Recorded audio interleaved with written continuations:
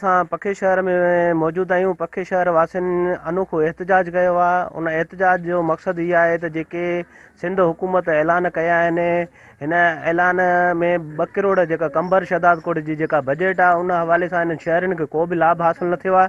हिननि झोली फंड करे जो मक़सदु उहो हुयो त हिननि यूसी चेयरमैन जेको पंहिंजो चूंडियो आहे, उन हिननि ताईं अॼु कंहिं बि क़िस्म ताईं हिननि जी वाहर न कई आहे। हिननि पाण मुरादो झोली फंड करे इहो अहद कयो आहे त हिननि जेके हिन मां बचार या जेके बि पैसा थींदा उहे उन्हनि जो सामान वठी करे यूसी चेयरमैन जे दर ते ॾेई ईंदा। अचो त हिननि सां ॻाल्हायूं त उहे छा था चवणु चाहिनि। साईं, ही 9-10 ॾियारा थी विया आहिनि असां घर में बंदि आहियूं। मज़दूर माण्हू आहियूं, पोरियो करे खाईंदा आहियूं। जंहिंजे लाइ जेके बर पायो आहे से त ॾींहं ॿिनि में ख़तमु थी विया। हाणे असां बुख ते वेठा आहियूं। ही नंढा बचा वठी इन लाइ बीठा आहियूं त असांजी का मदद कई वञे, वार कई वञे।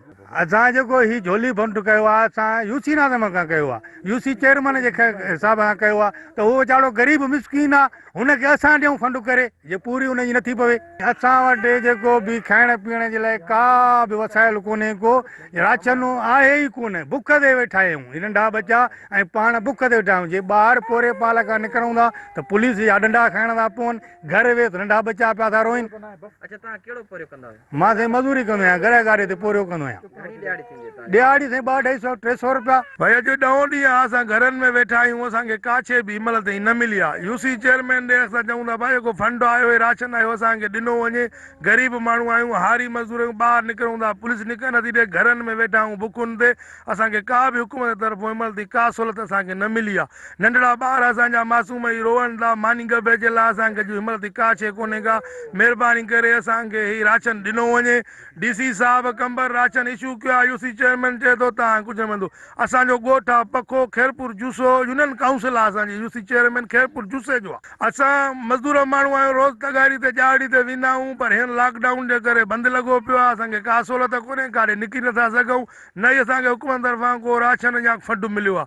2-4 ॾींहं पहिरियां हिकिड़ा मेंबर आया, नाला लिखी आहे, चई फंड आयो आहे तव्हांखे मिलंदो, पर हिनमहिल ताईं न मिलियो आहे। असां ॾाढो सख़्तु परेशान आहियूं। असांखे वॾो हिकु त बीमारी परेशान करे छॾियो आहे, ॿियो वरी मथो हिननि असांखे टेंशन जे बुख मारे छॾियो आहे। बीमारी त अलाह ताला जे वस जी ॻाल्हि आहे, पर असांखे यूसी चेयरमैन बुखुनि ते मारे छॾींदो। असांखे को बि आसिरो न आहे। न पहिला हुननि जा जॾहिं माण्हू 5-6 आया मेंबर, लिस्ट ठही वई, हिनमहिल ताईं का शइ न मिली। असांखे दरंद जे न वञण लाइ त असांखे वञूं था, पर पुलिस असांखे रोके मोटाए छॾे। काॾे रोडनि खां निकिरी था अचूं, घरनि खां ॿाहिरि भॼाए थी पुलिस, घर भॼी था वञूं। छा कयूं? ग़रीब मिसकीन माण्हू आहियूं। हर महीने हूअं बि 5-8 लख अचे थी, जेका बि बजट हड़प कई थी वञे, पर हे ग़रीबनि जो जेको राशन असांखे ॿाहिरि मुल्कनि लाइ मिलियो, उहो बि जेको आहे खाई था वञनि।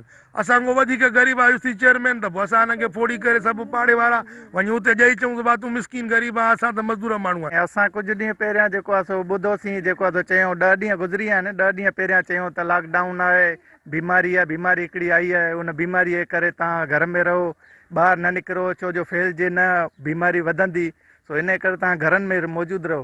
ॿाहिरि निकिरंदव त जेको आहे फैलिजंदी, घणो नुक़सानु थींदो। असां चयो त सही आहे, सुठो आहे, घर में था रहूं, पर असांजो घर में रहूं त असां ग़रीब माण्हू खाईंदासीं छा? चलो खाइण जे लाइ बि 2-3 ॾींहं पहिरियां खणी माण्हू जेको कमाईंदो आहे 500-400-300 जा केतिरी बि ॾियाड़ी खणी था अचूं, असां त उहो खाई था वञूं न। उन में असांजी एतिरी त बजट न हूंदी आहे त असां रखंदासीं त 10 ॾींहं असां घर में रहंदासीं, 10 ॾींहंनि ताईं असां उहा खाईंदा रहंदासीं। पर 10 ॾींहं जो गुज़री विया, 10 ॾींहंनि ताईं असांखे का शइ न मिली। चलो ठीकु आहे, ख़बर पई त तव्हांजे लाइ हुकूमत ऐलान कयो आहे त तव्हांखे फंड मिलंदो, हीअ शइ मिले थी, तव्हांखे घरनि में मिलंदी।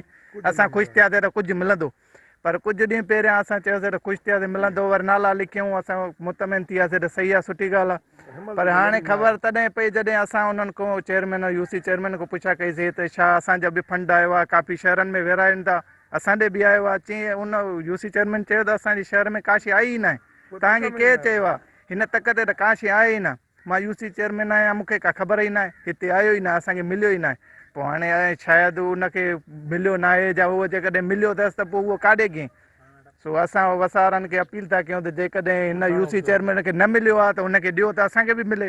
जेकॾहिं उनखे मिलियो आहे त उन काॾे उहो त पुछाणो कयो घटि में घटि। असांजो इहो ई मुतालबो आहे त जेकॾहिं असांखे का शइ ॾिनी वञे त अञा सुठो आहे। जेकॾहिं नथा ॾियनि त पोइ असांखे का रोज़गार खोलण जो मुहैया कनि त रोज़गार असां खोलियूं, को कुझु पंहिंजे लाइ कुझु कयूं। जेकॾहिं हुकूमत नथी ॾेई सघे त असां पाण ई कयूं।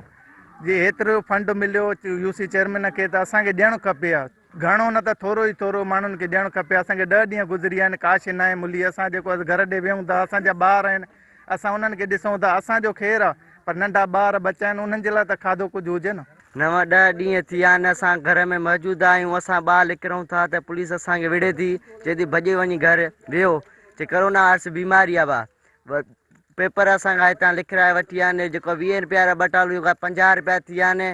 गिहु महांगो थी वियो आहे, अटो महांगो थी वियो आहे, राशन असांखे मिलियो न आहे।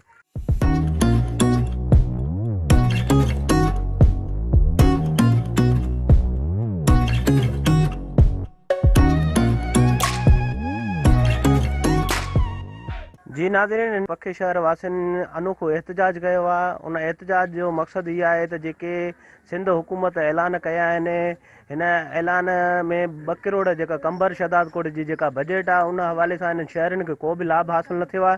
हिननि झोली फंड करे जो मक़सदु उहो हुयो त हिननि यूसी चेयरमैन जेको पंहिंजो चूंडियो आहे उन हिननि ताईं अॼु कंहिं बि क़िस्म ताईं हिननि जी वाहर न कई आहे। हिननि पाण मुरादो झोली फंड करे इहो अहद कयो आहे त हिननि जेके हिन मां 2-4 या जेके बि पैसा थींदा उहे उन्हनि जो सामान वठी करे यूसी चेयरमैन जे दर ते ॾेई ईंदा। हिननि जो उहो चवणु हुयो त ज़िले इंतिज़ामिया या हितां जी का बि चूंडियल जेके नुमाइंदा आहिनि कंहिं बि क़िस्म जो सहकार न कयो आहे। हिननि आला अख़्तियारनि खां ऐं वस वारनि खां उहा अपील कई आहे त असांजी मदद कई वञे। असां जेके आहिनि त मुख़्तलिफ़ होटल थिया या गॾु गाॾो थियो या रेडियो हलाए जेके माना पंहिंजो गुज़र सफ़र कंदा आहियूं। गुज़िरियल 10 ॾींहंनि खां पंहिंजे घरनि में मौजूदु आहियूं।